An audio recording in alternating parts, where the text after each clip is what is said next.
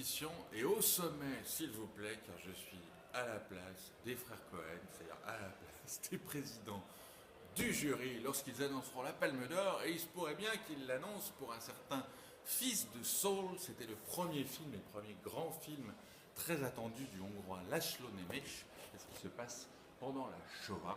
C'est l'histoire d'un Saul, donc un juif hongrois qui est un soldat à l'intérieur de ce qu'on appelle les Sonderkommando, c'est-à-dire ces camps très particuliers. Les Sonderkommando, ce sont les juifs qui étaient chargés d'accompagner et d'éliminer toutes les traces des autres juifs qui se faisaient exterminer. Donc évidemment, on est dans l'antichambre de l'horreur absolue. Les trois mots, ce sera d'abord un film historique, dans tous les sens du mot, mémoriel, parce que c'est vraiment son sujet, et magistral, parce que c'est un grand film. Alors évidemment, il n'y a pas plus casse-gueule que le sujet de la Shoah, déjà pour être sûr de déplaire à Claude Lanzmann, surtout quand on fait une fiction, mais ça c'est plutôt un plaisir. László Nemes a choisi un angle absolument imparable, c'est-à-dire qu'il va suivre son personnage comme un sac à dos à la Dardenne, son personnage de Saul, tout le temps pendant le film. C'est-à-dire qu'on ne verra jamais ce qui se passe dans une chambre d'extermination, on restera avec lui pour la nettoyer éventuellement, c'est le seul moment où on rentrera dans la chambre, mais sinon pour effectuer ce travail quotidien de ce camp très très particulier. On assistera aussi à la seule révolte armée qu'il n'ait jamais eu dans le camp d'Auschwitz en 1944, car le film est très documentaire.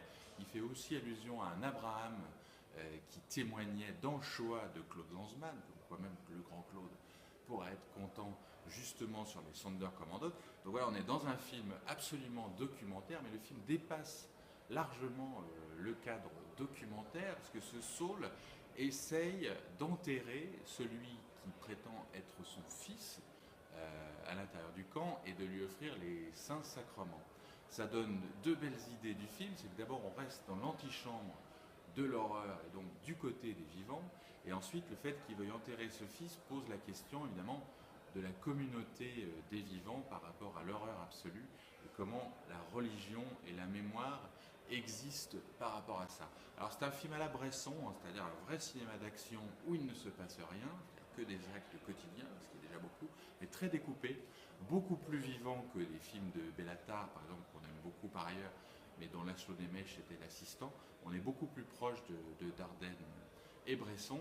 Et ce qui est très beau, c'est que tout au long de ce film, il n'y a absolument aucun sensationnalisme, on ne cherche jamais l'effet spectaculaire, on reste vraiment dans le combat des vivants par rapport à ces morts. Et László Nemes a un premier plan bouleversant où vous avez le bruit des convois, ce qu'on oublie souvent, on imagine souvent que c'est des convois silencieux. Là, on a vraiment le bruit des vivants quand ils courent à la mort. C'est un son qui vous pourchasse tout à fait longtemps.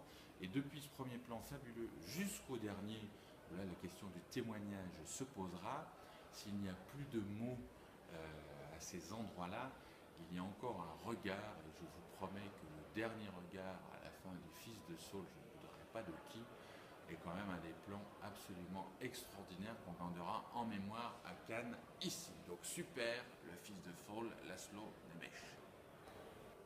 Et donc super note, c'est-à-dire qu'on va monter jusqu'à 9, mais si vous nous laissez un peu de temps pour réfléchir, peut-être qu'on montera jusqu'à 10 d'ici la fin du festival, mais on en reparlera avec les autres films, parce que là, on est dans le haut du panier déjà.